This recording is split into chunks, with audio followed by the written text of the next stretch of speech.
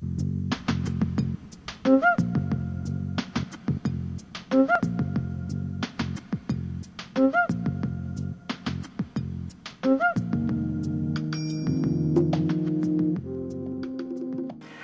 18e point, c'est redonner toute la priorité à nos liens avec le monde francophone. Alors là, nous ne sommes plus maintenant dans le...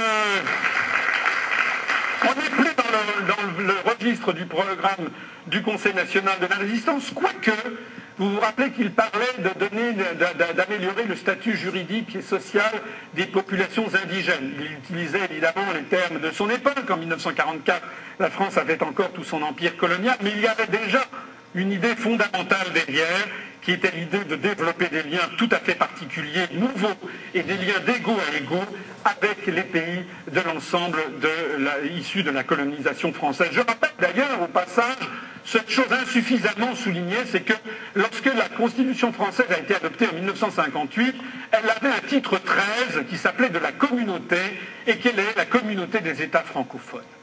Or ce titre 13 a été tombé en désuétude, et il a été, tenez-vous bien, supprimé en 2005 au moment du toilettage de la Constitution pour faire la Constitution européenne.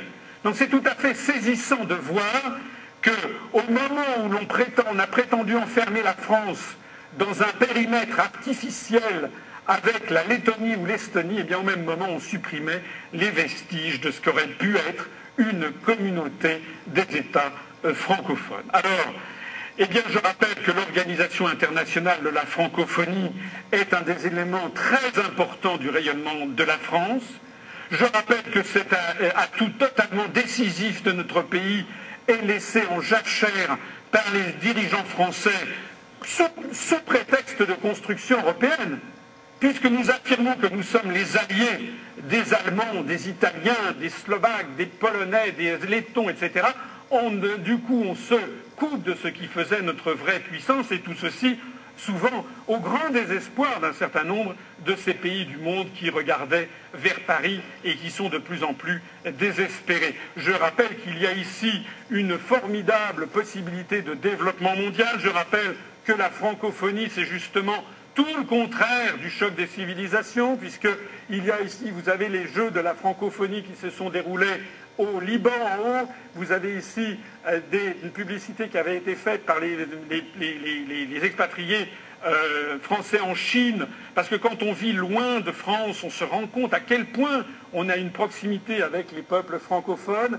Et puis nous avons effectivement les pays de la francophonie qui ont cet admirable avantage d'être présents sur les 5 continents, et en particulier d'avoir toutes les ethnies, toutes les religions à peu près qui se regroupent selon une affinité linguistique et historique. Donc, cette priorité à la francophonie, eh bien, nous proposerons à nos partenaires la création d'un parlement de la francophonie.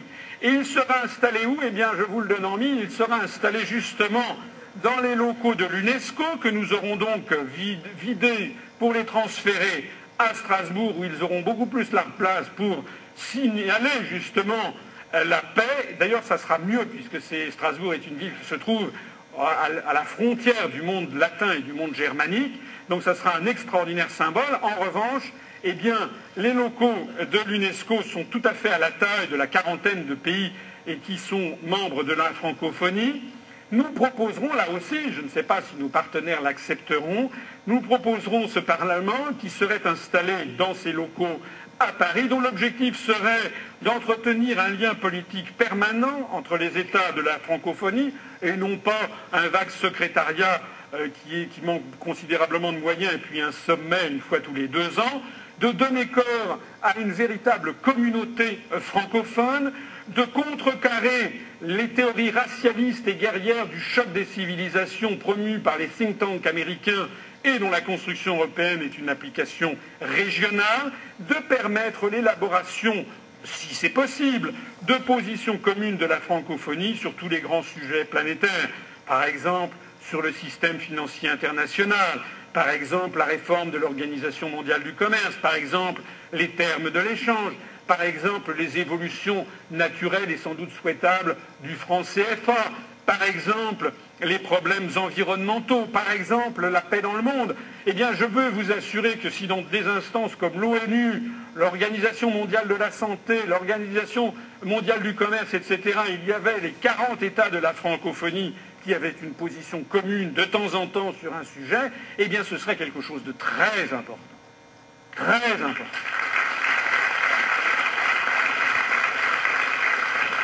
C'est justement ce que ne veulent pas les européistes. C'est justement ce que ne veulent pas les anglo-saxons. Ils veulent justement nous couper de ce qui fait notre vraie puissance. D'ailleurs, j'ai déjà souligné, je l'avais écrit déjà dans la charte qui fonde l'UPR, où j'avais déjà précisé que nous constitutionnaliserions le principe du siège permanent au Conseil de sécurité pour la France. Ce sera aussi un siège permanent qui, si possible, se fera le porte-parole des positions de l'ensemble de la francophonie, qui permettra par notre voix, non seulement la voix de la France, mais la voix de la francophonie. Et ce n'est pas quelque chose d'artificiel, puisque une langue, c'est quand même d'abord et avant tout une vision du monde et une affection partagée. À propos d'affection partagée, eh bien, réorienter une partie de notre aide vers l'Union européenne en une aide vers les pays de la francophonie. Ces fonds proviendront pour partie des économies considérables réalisées du fait de nos retraits de l'Union européenne, et puis développer un système d'échange d'étudiants très important de type Erasmus avec les pays de la francophonie. Pourquoi devrait-on échanger, avoir des étudiants qui iraient s'installer? Je ne suis pas contre le fait d'aller en Lituanie, d'aller en Danemark, mais pourquoi est-ce que nous n'aurions pas des étudiants français qui iraient suivre des cours, par exemple, je ne sais pas moi, à Montréal, ou bien à Saïgon, ou bien à Dakar, et réciproquement. Donc il faut qu'il y ait un développement de ces échanges, et puis sensibiliser le peuple français à son appartenance à cette sphère d'influence mondiale, ayant le français en partage. Ce sera d'ailleurs d'autant plus facile que, comme vous le savez, il y en a certainement parmi vous dans cette salle, que beaucoup de nos compatriotes ont des origines provenant des pays de la francophonie. Donc c'est beaucoup plus naturel à tous les égards de se rapprocher de ces pays avec lesquels nous avons tant de points communs. Mm-hmm.